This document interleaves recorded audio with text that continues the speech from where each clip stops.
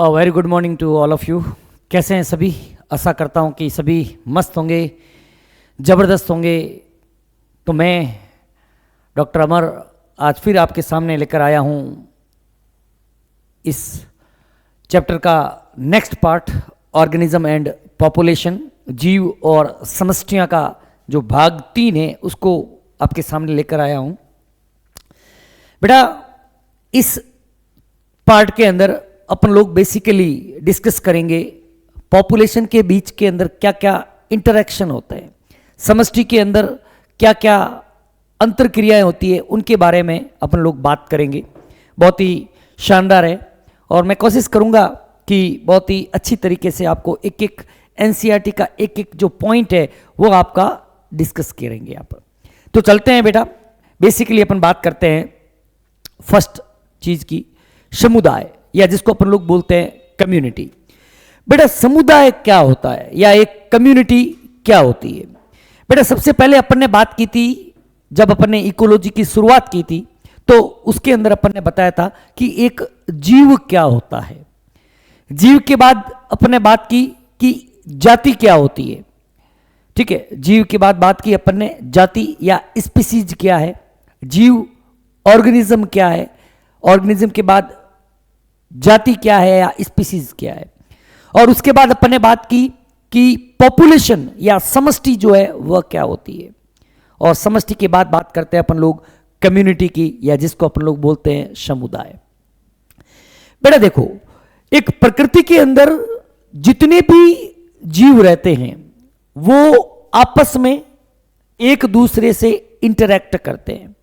For example मैं बात करता हूं, जितने भी प्रकृति के अंदर हेटेरोट्रॉप्स है, परपोषी जीव है, वह भोजन के लिए या तो पादपों के ऊपर या दूसरे जीवों के ऊपर निर्भर रहते हैं।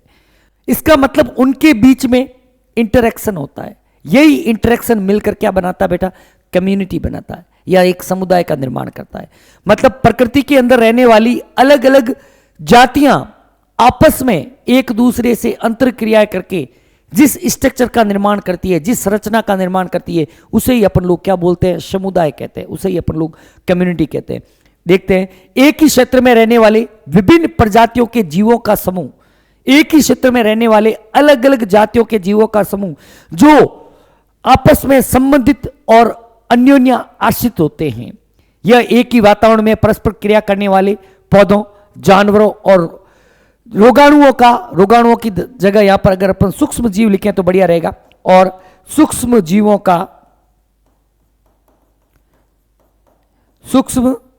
का एक प्राकृतिक समूह होता है। मतलब interacting populations are basically called as community. ऐसी प्रजातियां जो आपस में एक दूसरे के साथ अंतर क्रियाएं करती है उसे ही अपन लोग समुदाय कहते हैं। The group of organism of different species that lives in a common particular area which are interrelated and interdependent to each other. एक दूसरे के ऊपर निर्भर रहते हैं, उन्हें ही अपन लोग क्या बोलते हैं? कम्युनिटी कहते हैं। It is a natural aggregation of plants, animals and microbes interacting in the same environment और एरिया। एक ही वातावरणीय परिस्थितियों के अंदर रहने वाले अलग अलग जातियों के समूह जो आपस में एक दूसरे के साथ अन्योन्य क्रियाएं, आपस में एक दूसरे के साथ अंतर क्रियाएं करते हैं, उन्हें अपन लोग क्या बोलते हैं बेटा? उन्हें अपन लोग बोलते हैं समुदाय। क्या बोलते हैं बेटा? समुदाय। जैसे एनिमल कम्युनिटी, जंतु का समुदाय हो सकता है। पादप कम्युनिटी, प्लांट का कम्युनिटी या पादप समुदाय हो सकता है। माइक्रोबियल कम्युनिटी, सूक्ष्म जीव की कम्युनिटी, सूक्ष्म जीव का समुदाय हो सकता है। और ये सभी कम्युनिटी मिलकर जो है वह एक जैविक समुदाय का निर्माण करती है। मतलब biotic community equal to animal community plus plant community plus microbial community, जिसके अंदर अलग अलग जातियों को सम्मिलित किया जाता है। जैविक समुदाय क्या होता है बेटा? जंतु समुदाय प्लस पादप समुदाय प्लस सूक्ष्म जीवीय समुदाय को मिलकर अपन लोग एक जैविक समुदाय नाम देते हैं। क्लियर है बेटा? बेटा, हरेक समुदाय की कुछ विशेषताएं होती है। फॉर एग्जाम्पल बात करते हैं, पहली विशेषता की बात करते हैं, स्पीसीज डाइवर्सिटी। बेटा, कभी भी समुदाय के अंदर केवल एक ही जाति के जीव नहीं रहते हैं, उस समुदाय के अंदर अलग अलग जाति के जीव रहते हैं। मतलब प्रत्येक समुदाय के अंदर अलग अलग जाति के जीव पाए जाते हैं, लेकिन फिर भी अगर अपन देखें, भली अलग अलग जाति के जीव है, लेकिन फिर भी वो आपस में एक दूसरे के साथ इंटरेक्ट करते हैं। मतलब एक समुदाय के अंदर अलग अलग जातियों का पाया जाना क्या कहलाता है? जातीय विविधता कहलाता है। जातीय विविधता क्या है बेटा? पहला जो समुदाय की विशेषता है उसको बोलते हैं बेटा जातीय विविधता, कि समुदाय में विभिन्न प्रकार की समष्टियां या प्रजातियां, समष्टियां या प्रजातियां, या कर दो यहां पर, समष्टियां या प्रजातियां पाई जाती है, उसे जातीय विविधता कहते हैं। ठीक है, उसे जातीय विविधता कहते हैं। यह क्षेत्र के आकार, जो भी विविधता है उस समुदाय की, वह उस क्षेत्र के आकार पर, उस क्षेत्र के प्रकार पर, मिट्टी के प्रकार पर, ऊंचाई पर, जलवायु पर निर्भर करती है। There are different species present in a population, there are different type of population और different type of species are present in a community. पहले मैं थोड़ा गलत बोल गया, there are different type of populations और different type of species are present in a community, this is called as species diversity. And the diversity of species in a community is depends on size of the area, वह area का आकार कितना है, types of area, area कैसा है, क्षेत्र कैसा है, टाइप ऑफ सॉइल, वहां की मिट्टी कैसी है, एल्टीट्यूड, ऊंचाई कितनी है, और क्लाइमेट, वहां का मौसम कैसा, उसके ऊपर डिपेंड करता है। ठीक है, ये बेटा आपके कम्युनिटी का पहला जो कैरेक्टरिस्टिक्स फीचर है वो है। आगे दूसरे फीचर की बात करें बेटा, दूसरा फीचर जो है उसको बोलते हैं डोमिनेंस। क्या बोलते हैं? डोमिनेंस, या इसी को बोलते हैं प्रभाविता। भले ही एक कम्युनिटी के अंदर अलग अलग प्रकार के पॉपुलेशंस या अलग अलग प्रकार की जातियां प्रेजेंट है, लेकिन फिर भी उस पॉपुलेशन या उस समुदाय के अंदर एक जाति ऐसी होगी जिसकी संख्या सबसे ज्यादा होगी, जिसकी संख्या ज्यादा होगी, और उस जाति का क्रियाकलाप से उस पूरी समुदाय की जो स्ट्रक्चर है उसका निर्माण होता है, उसको बोलते हैं बेटा डोमिनेंस स्पीसीज। क्या बोलते हैं? प्रभाविता, या अपन इसको ऐसे भी लिख सकते हैं डोमिनेंस स्पीसीज। क्या लिख सकते हैं बेटा? डोमिनेंट स्पीसीज, डोमिनेंट स्पीसीज भी लिख सकते हैं, या इसको ऐसे लिखा जाता है बेटा प्रभावी जाति। हर एक समुदाय के अंदर देख लेते हैं कि समुदाय में उपस्थित किसी प्रजाति के जीवों की सर्वाधिक संख्या, जिस प्रजाति के जीव सबसे ज्यादा संख्या के अंदर प्रेजेंट है, उसे अपन लोग बोलते हैं बेटा प्रभावी प्रजाति। ठीक है, पूरे समुदाय को उस विशेष प्रभावी प्रजाति के नाम से जाना जाता है, उसी पूरे क्षेत्र को उस प्रभावी प्रजाति के नाम से जाना जाता है। The highest number of organism of a species present in a community is what is called as dominant species. उसे अपन लोग क्या बोलते हैं बेटा? डोमिनेंट स्पीसीज कहते हैं। Whole community is known by the name of that particular dominant species. जैसे बात करते हैं अरावली हिल्स के अंदर, अरावली जो पर्वतमाला है वहां पर प्रोसोपिस प्लांट जो है वह काफी होते हैं, तो अरावली हिल्स के अंदर प्रोसोपिस। ठीक है, पाइनस इन हिमालय, हिमालय के अंदर Pinus plant, and mangrove forest के अंदर जो है पाइनस जो पादप है वह वहां का डोमिनेंट स्पीसीज है। Is that clear? आगे की तरफ बढ़ते हैं। तीसरा होता है बेटा स्ट्रैटिफिकेशन इन फॉरेस्ट। बहुत ही अच्छा पॉइंट दे रखा है बेटा। आप सबने देखा होगा कि जो घने जंगल होते हैं, घने जंगलों के अंदर आपको बहुत बड़े बड़े पेड़ दिखेंगे, पेड़ भी होंगे, कुछ झाड़ियां भी होंगे, और कुछ छोटे छोटे पौधे होंगे। तो बेटा आपने देखा होगा कि किस तरीके से वो पौधे अपनी प्रकाश की आवश्यकता को पूर्ति करते हैं। तो मतलब आप अगर एक जंगल के अंदर जाओगे तो आपको जंगल के अंदर इन पौधों का एक पर्टिकुलर लेयरिंग देखने को मिलेगा कि इस जगह पर ऐसे प्लांट होंगे, इस जगह पर ऐसे, इस जगह पर ऐसे प्लांट होंगे। That is what that is called as स्तरीकरण। इसको क्या बोलते हैं? स्तरीकरण, स्तरीकरण बोलते हैं, या इसी को बोलते हैं स्ट्रैटिफिकेशन इन फॉरेस्ट। ठीक है, क्या है देखना बेटा कि किसी भी घने जंगल में प्रकाश की आवश्यकता के अनुसार पौधों के विभिन्न वृद्धि रूपों का स्पष्ट स्तरीकरण देखने को मिलता है। जैसे अगर एग्जाम्पल के तौर पे बात करें, वृक्ष जो है ऊपर की तरफ होंगे, उसके बाद झाड़ियां होगी, उसके बाद अंडर सब्स या छोटी झाड़ियां होंगी, फिर हर्ब्स होंगे और फिर क्या होंगे, सरफेस ड्वेलर्स होंगे, जिनको अपन लोग सतही निवासी बोलते हैं। ठीक है, सतही निवासी बोलते हैं। The clear stratification, vertical arrangement in various growth forms of plant according to the need of light in any dense forest is what is called as stratification forest. ठीक है, देखो बेटा, अगर आप लोग क्लियर स्ट्रैटिफिकेशन देखना चाहो, क्लियर, बहुत ही क्लियर स्ट्रैटिफिकेशन, क्लियर स्ट्रैटिफिकेशन अगर देखने की बात करें तो सबसे जो क्लियर स्ट्रैटिफिकेशन है वो आपको ट्रॉपिकल रेन फॉरेस्ट के अंदर देखने को मिलता है। कहां पर देखने को मिलता है बेटा? ट्रॉपिकल रेन फॉरेस्ट के अंदर आपको क्लियर स्ट्रैटिफिकेशन देखने को मिलेगा। ठीक है, यहीं पे अपन एक दो और जातियों की बात करेंगे बेटा, ध्यान से देखना बेटा। एक होती है इकोटोन। मैं कह रहा हूं इकोटोन क्या होता है, ध्यान से समझना। एक वर्ड आता है जिसको बोलते हैं बेटा इकोटोन। इकोटोन क्या है? ठीक है, इकोटोन का क्या मतलब होता है? इकोटोन, सपोज बेटा मैं कह रहा हूं ये है एक कम्युनिटी ए और ये हो गई एक कम्युनिटी बी। ये क्या है? यह एक समुदाय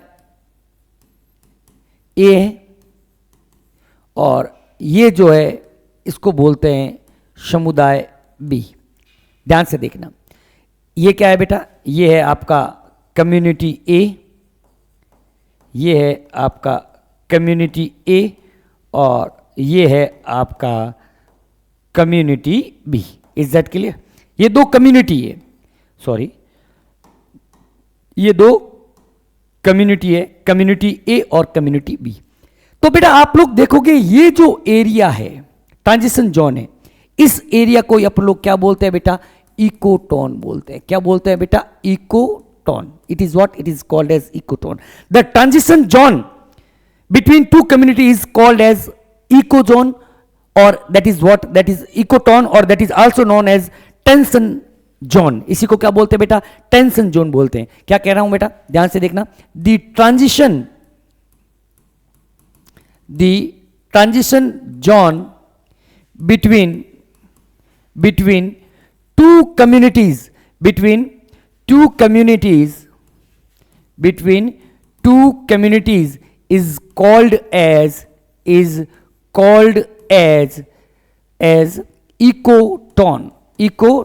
or we can also call it is tension zone। क्या बोलते हैं बेटा? टेंशन जोन या इकोटोन भी कहते हैं। Is that clear? अब यहीं पे एक बात आती है, एज इफेक्ट। यहीं पे एक दूसरा एक और कॉन्सेप्ट देख लेते हैं बेटा साथ में ही, edge effect. Edge effect, edge effect. ठीक है, एज इफेक्ट क्या होता है बेटा? एज इफेक्ट का मतलब होता है the species which occur most abundantly and spend their time in ecotone. ऐसी कोई स्पीसीज जो एक इकोटोन के अंदर सबसे ज्यादा संख्या के अंदर है। द स्पीसीज, डेफिनेशन लिखिएगा बेटा, the species which present in ecotone, in higher number,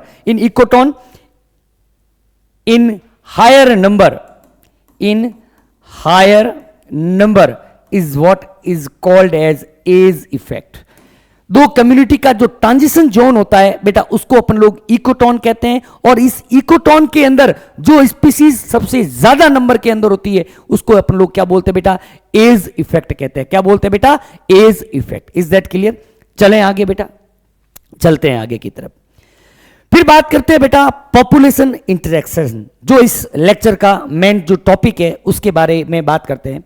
बेटा अपन ने बताया कि किस तरीके से डिफरेंट पॉपुलेशन जो होती है वह आपस के अंदर एक दूसरे के साथ इंटरेक्ट करती है।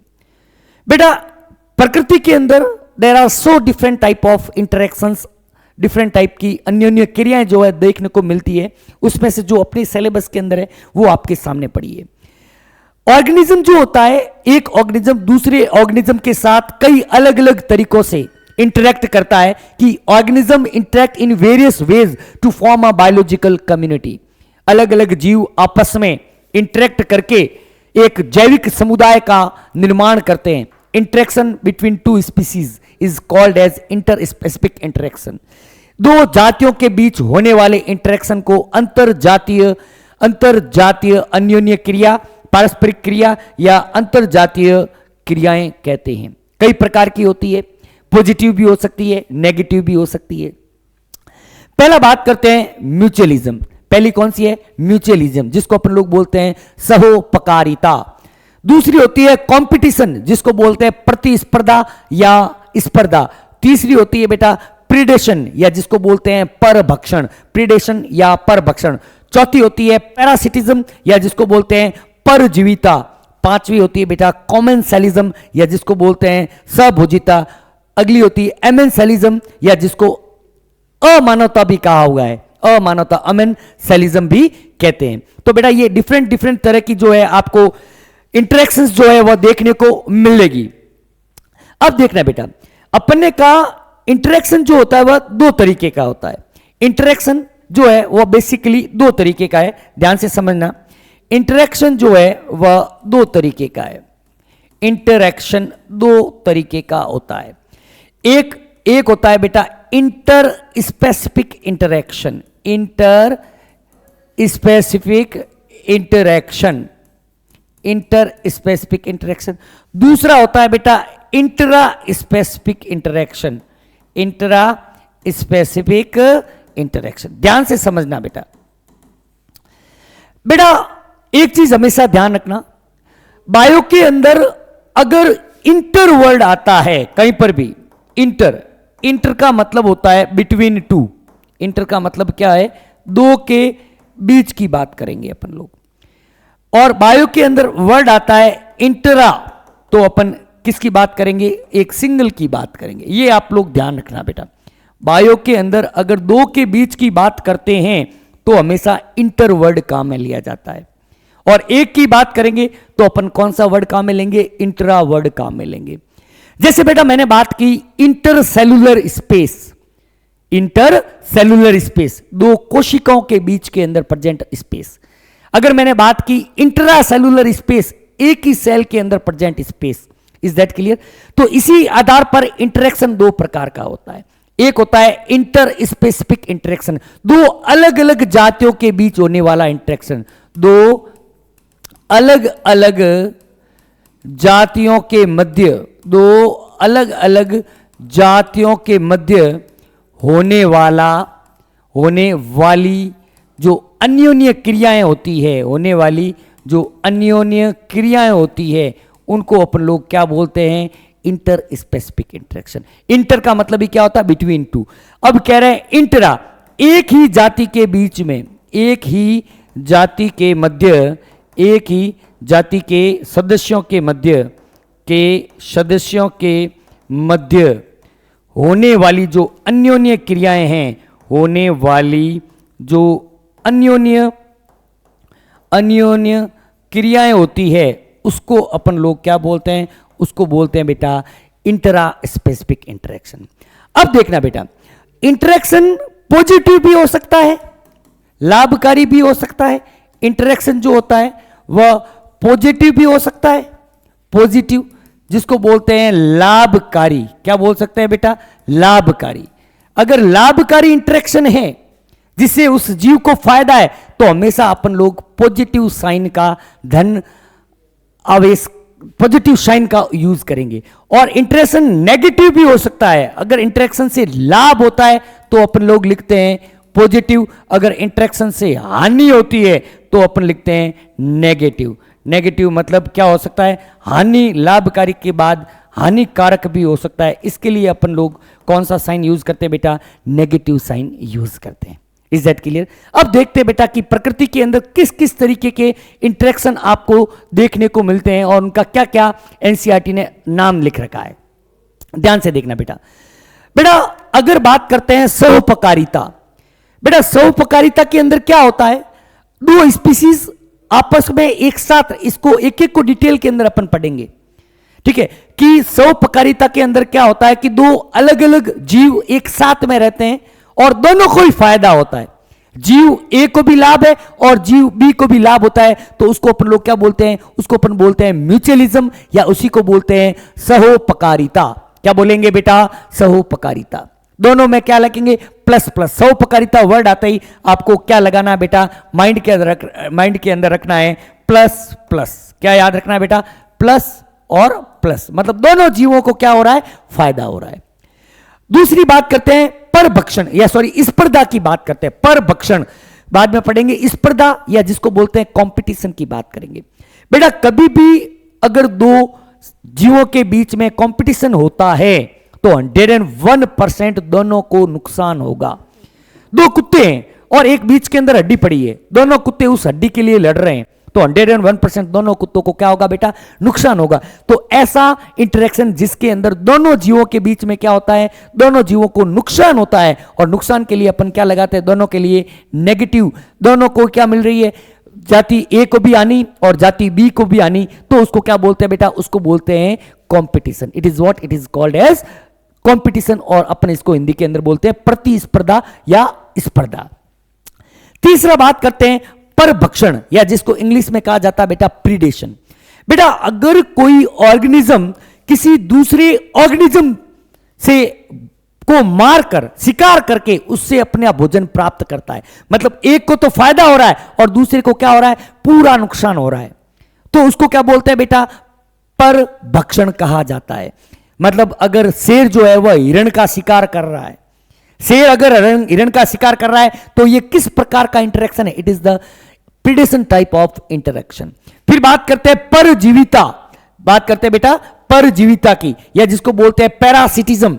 परजीविता क्या होती है बेटा, इसके अंदर क्या हो रहा था कि एक जीव दूसरे को मार रहा था और मारकर उससे भोजन प्राप्त कर रहा था, उसको बोलते थे प्रीडेशन। जबकि अगर एक जीव दूसरे जीव को मारे बगैर, उसको मार नहीं रहा है, उसको मारे बगैर भोजन प्राप्त करता है, उसको बोलते हैं पैरासिटिज्म, पराजीविता। इसके भी अंदर भी एक जीव को फायदा होता है और एक को क्या होता है, नुकसान होता है। यहां पर एक को फायदा हो रहा है, एक को नुकसान, यहां पर भी एक को फायदा और दूसरे को नुकसान है। दोनों में अंतर क्या है, बहुत इंपॉर्टेंट पॉइंट है, ध्यान रखना। परभक्षण के अंदर शिकारी शिकार को मार देता है, जबकि परजीविता के अंदर जो परजीवी है वह परपोषी को मारता नहीं है। अगली बात करते हैं बेटा कॉमनसेलिज्म, या जिसको बोलते हैं सहभोजिता।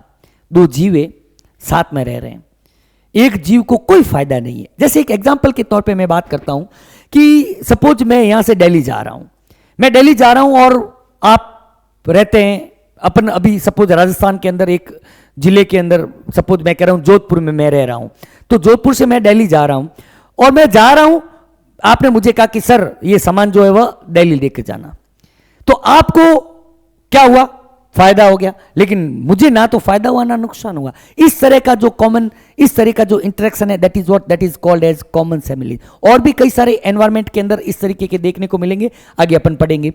अगला होता है अमेंसलिज्म।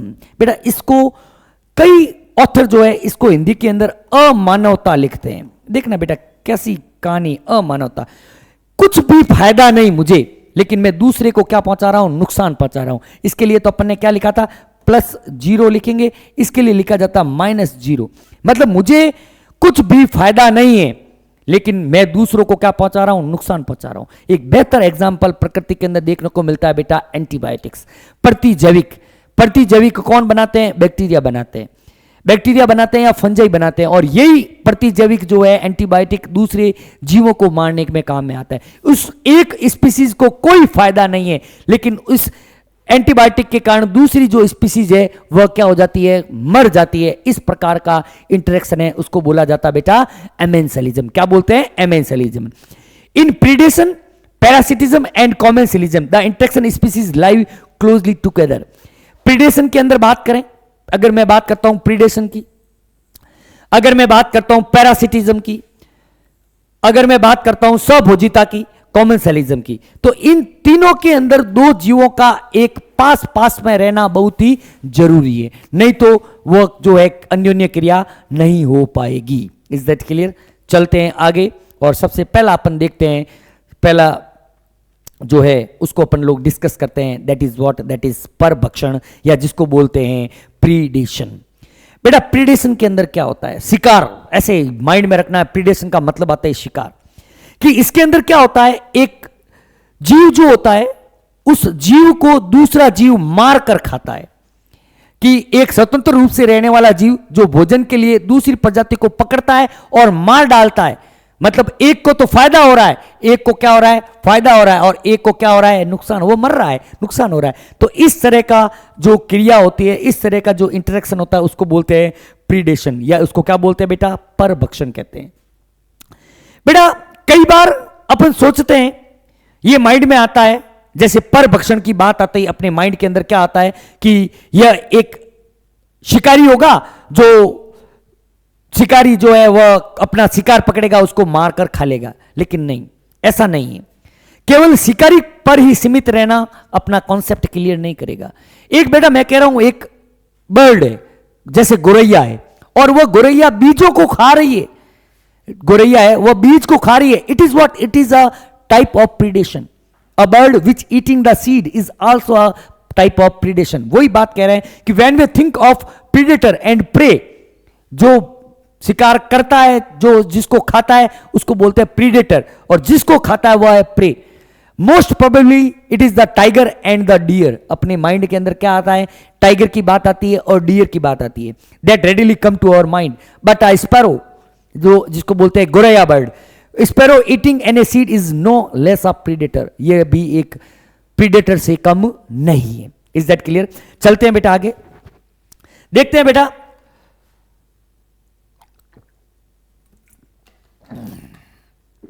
आगे की तरफ बढ़ते हैं। प्रीडेशन के बाद बात करते हैं और भी कुछ प्रीडेशन के बारे में बातें हैं कि in a broad ecology context all carnivores herbivores are predator. अगर अपन इकोलॉजिकल पारिस्थितिक रूप से बात करें तो सभी मांसाहारी, शाकाहारी आदि सभी क्या है, परभक्षी है। मांसाहारी तो बिल्कुल आपको पता ही है, और शाकाहारी भी किसी दूसरे जीव को खाते हैं। सपोज मैं आलू खा रहा हूं, आलू की सब्जी खा रहा हूं, तो मैं आलू भी तो एक ऑर्गेनिज्म है बेटा, वो भी तो एक प्रजाति है, वो भी एक स्पीसीज है। तो ये क्या है बेटा, प्रीडेटर है। ठीक है, लगभग 25% कीड़े पादप भक्षी होते हैं। एनसीईआरटी ने एक लाइन लेकर के इसलिए मैंने ले ली कि लगभग प्रकृति के अंदर जो 25% जो इंसेक्ट्स होते हैं वह पादप भक्षी होते हैं, पादपों को खाने का काम करते हैं। अगर कोई परभक्षी अपने शिकार को ज्यादा से ज्यादा खाता है, अगर कोई परभक्षी है, कोई प्रीडेटर है, वह अपने प्रे को, अपने शिकार को ज्यादा से ज्यादा खाता है, तो क्या होगा? तो बेटा सीधी सी बात है, जो अपना शिकार है वह विलुप्त हो जाएगा। एक शेर है जंगल के अंदर, बहुत सारे हिरण को मार रहा है, एक शेर है वह हिरण को मार रहा है, तो क्या होगा? धीरे धीरे जो हिरण है वह क्या हो जाएंगे बेटा, लुप्त होने की कगार पर हो जाएंगे। इसलिए यह कहा जाता है predation is a nature are prudent. परभक्षी जो होते हैं वह विवेकपूर्ण होते हैं, इसलिए प्रकृति में परभक्षी को क्या कहा गया है, प्रूडेंट कहा गया है। Is that clear? बेटा बात करते हैं इंपोर्टेंस ऑफ प्रीडेटर्स। परभक्षियों का क्या महत्व होता है? पहला महत्व जो है कि परभक्षी जो होते हैं वह परभक्षी अपने शिकार की आबादी को नियंत्रित करने का काम करते हैं। ठीक है, हमेशा परभक्षी होते हैं वह अपने शिकार की आबादी को नियंत्रित करने का काम करते हैं। कि जब कुछ विदेशी प्रजातियों को किसी भौगोलिक क्षेत्र में लाया जाता है, सपोज मैं कह रहा हूं एक एरिया है, सपोज मैं कह रहा हूं ये कोई एरिया है, इस एरिया में किसी बार की जाति को लाया गया, तो अगर इस एरिया के अंदर, इसको ऐसे समझ लेते हैं कि जैसे मैं कह रहा हूं ये कोई एरिया है, ये कोई एरिया है, इस एरिया के अंदर कोई बाहरी जाति को लाया गया। क्या लाया गया? बाहरी जाति को, एक्सोटिक स्पीसीज को लाया गया। एक्सोटिक स्पीसीज को मैं यहां लेके आ गया। सपोज मैं कह रहा हूं ये रही वो बाहरी जाति। अब अगर इस बाहरी जाति का यहां पर कोई प्रीडेटर नहीं है, इसको यहां पर कोई मारने वाला नहीं है, यहां पर क्या है, इसका प्रीडेटर अनेबल है, और यहां पर क्या है, इसका प्रीडेटर अगर अनुपस्थित है, अगर अनुपस्थित है तो क्या होगा बेटा, ये ज्यादा से ज्यादा जनन करेंगे, ज्यादा से ज्यादा जनन कर अपनी संख्या को क्या करेंगे, जनन कर अपनी संख्या को क्या करेंगे, अपनी संख्या को बढ़ाएंगे, अपनी संख्या को बढ़ाते हैं। ये चीज ध्यान रखना, अपनी संख्या को बढ़ाते हैं। इसका मतलब अगर प्रीडेटर होते तो वह इसकी संख्या को कंट्रोल करने का काम करते। इसका एक एनसीईआरटी ने एग्जाम्पल बहुत शानदार दिया है कि 1920 के दशक की बात है, वहां पर ऑस्ट्रेलिया में एक नागफनी को बाहर से लाया गया, ओपुंसिया जिसको बोलते हैं, ओपुंसिया कैक्टस, ऑस्ट्रेलिया के अंदर एक प्रिकली पियर कैक्टस को लाया गया, और उस नागफनी या उस कैक्टस का वहां पर कोई प्रीडेटर नहीं था उस ऑस्ट्रेलिया के अंदर, तो उसने इतनी वहां पर तबाही मचाई, कहते हैं कि पूरा का पूरा जो जंगल है वह कैक्टस से भर गया था, तो कैक्टस से भर गया था। उसके बाद वहां पर एक उस कैक्टस को खाने वाला परभक्षी एक सलब, एक मौत को लाया गया, एक इंसेक्ट सलब है उसको लाया गया, जिसने उस कैक्टस को पूरा खाया, तब जाके उस कैक्टस की जो है संख्या में जो है वह लगाम लगा। तो ये एक एग्जाम्पल दिया है एनसीईआरटी ने, मैंने डिस्कस किया है। आगे की तरफ बात करते हैं बेटा। परभक्षी जो होते हैं वह परभक्षी बायोलॉजिकल कंट्रोल मेथड के रूप में भी काम में आते हैं। In different type of predators may be used to control different type of organisms. Predator also maintain species diversity in a community by reducing the competition among prey species. बहुत important है, परभक्षियों का उपयोग जैविक नियंत्रण विधियों में किया जाता है। परभक्षियों का उपयोग जैविक नियंत्रण, दूसरे जीवों की संख्या में नियंत्रण के लिए भी परभक्षियों का उपयोग करते हैं। परभक्षी शिकार प्रजातियों के बीच प्रतिस्पर्धा को कम करके समुदाय में जातीय विविधताओं को बनाए रखते हैं। एक एग्जाम्पल देखते हैं बेटा। देखना, द प्रीडेटर, एक प्रीडेटर है, स्टारफिश है, तारा मछली, जिसका नाम है पाइजेस्टर। क्या नाम है बेटा? पाइजेस्टर। पाइजेस्टर, ध्यान से सुनिएगा। यह पाइजेस्टर जो होती है, यह एक अमेरिका के अंदर जो इंटरटाइडल कम्युनिटी है, मतलब टाइड्स जो होते हैं, मतलब समुद्र के अंदर जो ज्वार भाटा आता है, वहां की एक कम्युनिटी है। एक साइंटिस्ट थे, इन्होंने एक एक्सपेरिमेंट किया कि these starfishes were removed from an enclosed intertidal area, it caused extinction of over 10 invertebrate species within a year. उन्होंने क्या किया कि इस स्टारफिश पाइजेस्टर को वहां से हटा दिया।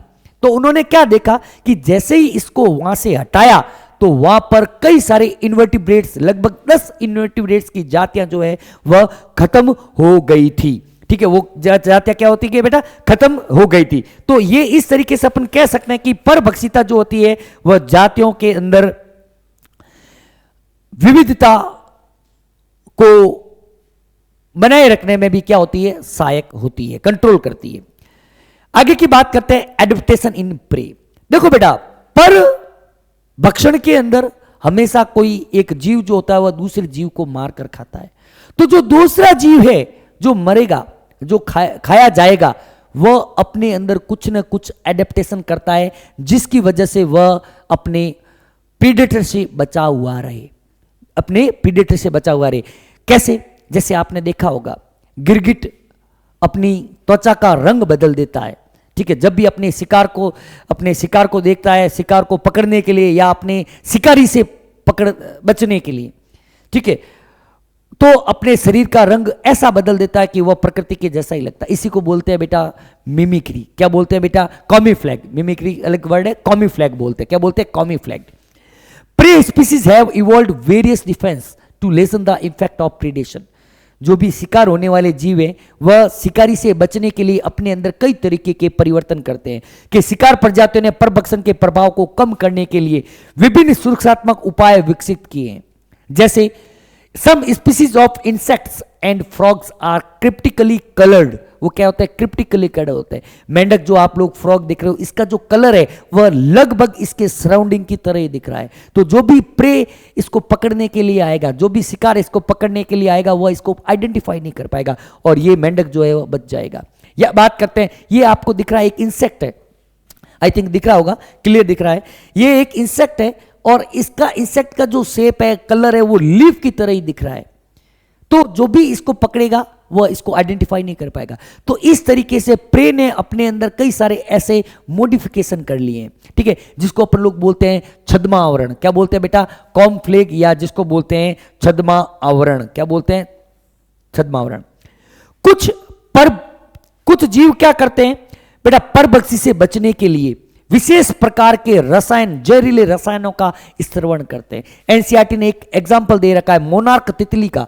एनसीईआरटी ने एग्जाम्पल दे रखा, मोनार्क तितली अपने शरीर में मौजूद एक विशेष रसायन के कारण अपने परभक्षी के लिए अत्यधिक अरुचिकर होती है। यह तितली अपने कैटरपिलर चरण के दौरान एक जहरीले खरपतवार को खाकर इस रसायन को प्राप्त करती है। एक बेटा तितली है जिसका नाम है मोनार्क, ध्यान से समझना, पूरी कहानी समझा देता हूं। एक तितली है जिसका नाम है मोनार्क, और आपने देखा होगा कि तितलियों के अंदर इनडायरेक्ट एम्ब्रियोनिक डेवलपमेंट होता है।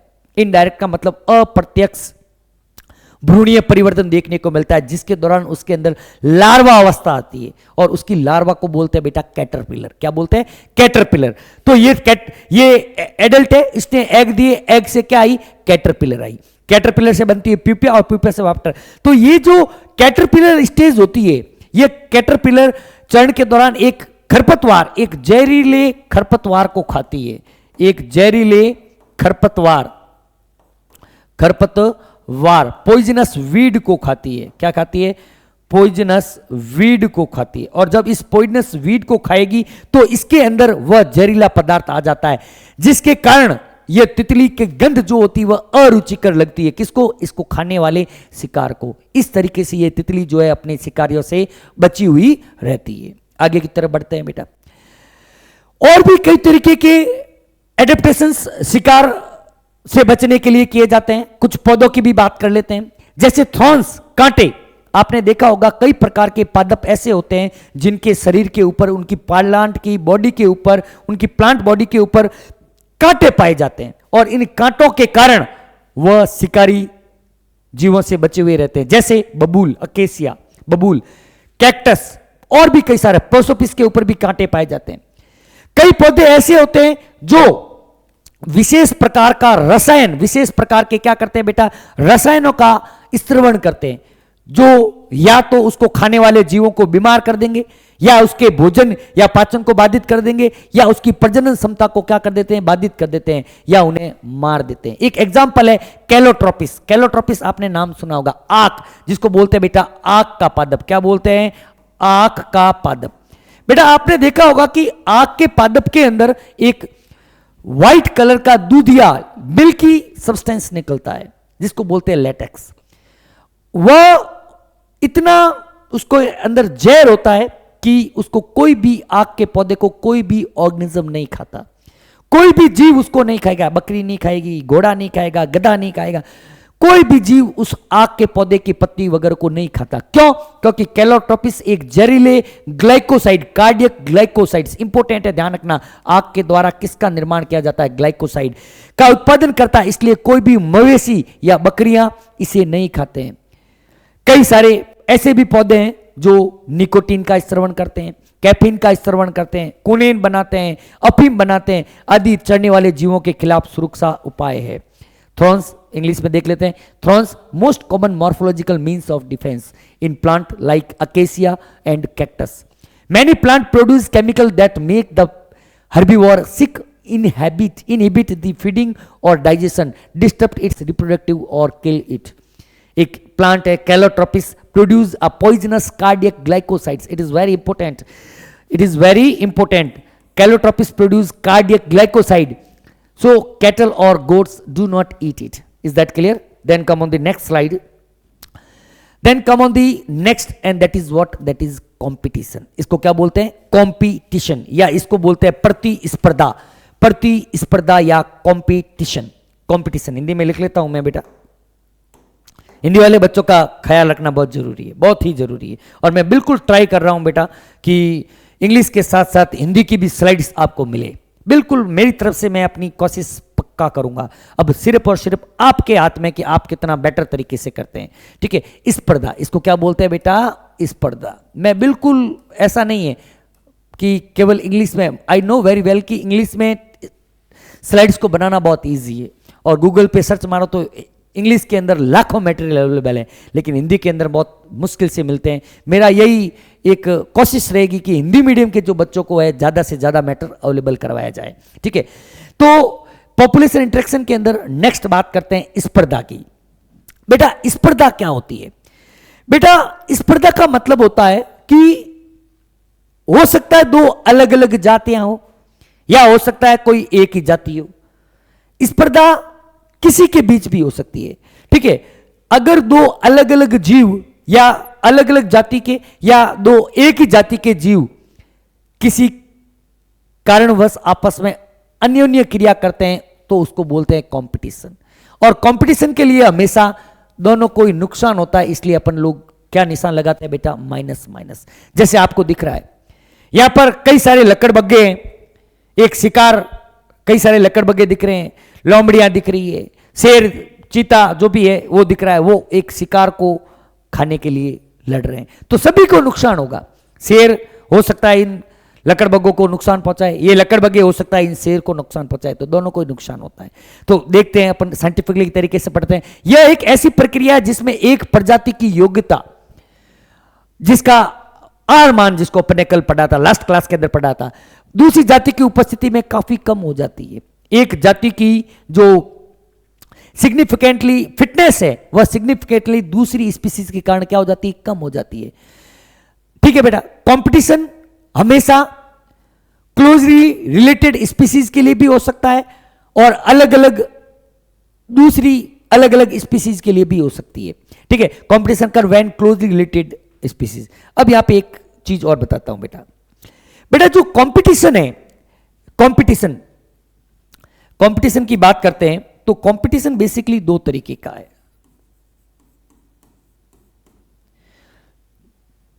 कंपटीशन जो होता है वह दो तरीके का हो सकता है, ध्यान से देखना। पहला है बेटा इंटर स्पेसिफिक कंपटीशन।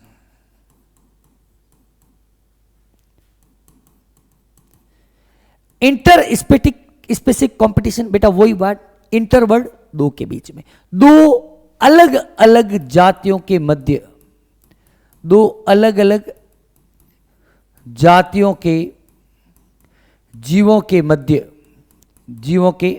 होता है। बेटा दो अलग अलग जाति के जीव क्यों आपस में कंपटीशन करेंगे? दो चीज के लिए करेंगे, या तो वो करेंगे भोजन के लिए, फूड के लिए कंपटीशन करेंगे, या वो करेंगे आवास, हैबिटेट के लिए। किसके लिए करेंगे? आवास या हैबिटेट के लिए, इज्जत के लिए, अगर दो अलग अलग जाति के जीव है तो। ठीक है, दूसरा होता है बेटा intra specific competition. Intra specific competition ये क्या होता है? एक ही जाति के सदस्यों के मध्य और एक ही जाति के हैं तो वो तीन चीजों के लिए लड़ सकते हैं। किस किस के लिए बेटा? या तो वो लड़ेंगे भोजन, फूड के लिए, या लड़ेंगे आवास, हैबिटेट के लिए, या लड़ेंगे बेटा जनन, रिप्रोडक्शन के लिए। एक ही जाति के हैं तो वह जनन के लिए भी आपस में क्या करते हैं? एक दूसरे के साथ कॉम्पीट करते हैं। तो यह है बेटा प्रतिस्पर्धा के प्रकार। आगे की तरफ चलते हैं बेटा। बेटा पॉपुलेशन इंटरेक्शन की बात कर रहे थे। ठीक है, population interaction, unrelated species can also compete, यही बात है बेटा। जो अनरिलेटेड स्पीसीज जो होती है वो भी आपस में एक दूसरे के साथ रिसोर्सेज के लिए कम्पीट कर सकती है। असंबंधित जातियां भी संसाधनों के लिए, असीमित जातियां जो है वह संसाधनों के लिए प्रतिस्पर्धा कर सकती है। जैसे दक्षिणी अमेरिका की उथली झीलों में फ्लेमिंगो और मछलियां प्राणी प्लवक के लिए स्पर्धा करती है। देखो बेटा, एग्जाम्पल ध्यान से समझना, एक है फ्लेमिंगो और एक है फिश। साउथ अमेरिका के अंदर फ्लेमिंगो और फिश दोनों अलग अलग जातियां हैं, लेकिन दोनों का भोजन क्या है? जू प्लैंक्टन से। तो ये दोनों जातियां इस जू प्लैंक्टन के लिए आपस में कंपटीशन करती है। कंपटीशन अकर इन एबंडेंट रिसोर्सेज आल्सो। जब रिसोर्सेज बहुत भारी संख्या में अवेलेबल है, फिर भी कंपटीशन हो सकता है। प्रचुर संसाधन में भी स्पर्धा होती है। जैसे इंटरफेरेंस कॉम्पिटेंस। इंटरफेरेंस कॉम्पिटेंस का मतलब क्या है? The feeding efficiency of one species is reduce due to the presence of other species. अगर रिसोर्सेज बहुत सारे पड़े हैं, फिर भी अगर एक स्पीसीज का जो फीडिंग एफिशिएंसी है वह दूसरे स्पीसीज के प्रेजेंट के कारण क्या हो गया? कम हो गया है, तो इसको बोलते हैं बेटा इंटरफेरेंस कंपटीशन, या इसको बोलते हैं दखल अंदाजी प्रतिस्पर्धा। दूसरे के दखल से जो आया वह क्या हो गया? कम हो गया। Is that clear? आगे की तरफ बढ़ते हैं। कंपटीशन के क्या क्या प्रमाण हैं? बहुत ही शानदार एक प्रमाण एनसीईआरटी ने दे रखा है बेटा। गैलापागोस, आपके गैलापागोस दो जगह पर आता है। एक तो डार्विन के चैप्टर इवोल्यूशन के अंदर देखने को मिलेगा। आप सब जानते हैं कि डार्विन अपनी समुद्री यात्राओं के दौरान गैलापागोस आइलैंड पर गया था। तो यहीं पर इवोल्यूशन के बाद इकोलॉजी के अंदर भी गैलापागोस को आपको पढ़ना है बेटा। गैलापागोस द्वीप पर एक कछुआ है जिसका नाम है एबिगडन। क्या है? एबिगडन। एमिगडन टॉर्टोइस। एमिगडन टॉर्टोइस कहां है? गैलापागोस के अंदर। यह गैलापागोस द्वीप पर बहुत भारी संख्या के अंदर प्रेजेंट था। यह गैलापागोस पी गए। इस तरीके के कछुए वहां पर बहुत ज्यादा देखने को मिलते थे। लेकिन जब गैलापागोस पर बकरियों को लाया गया, किनको लाया गया? गॉट, ये बकरियों को लाया गया, तो बकरियों ने धीरे धीरे यहां की घास को खाना शुरू किया। घास को खाना शुरू किया तो बेचारे कछुए कहां जाएंगे? तो धीरे धीरे कछुए वहां से क्या हो गए? लुप्त हो गए। क्या हो गए? लुप्त हो गए।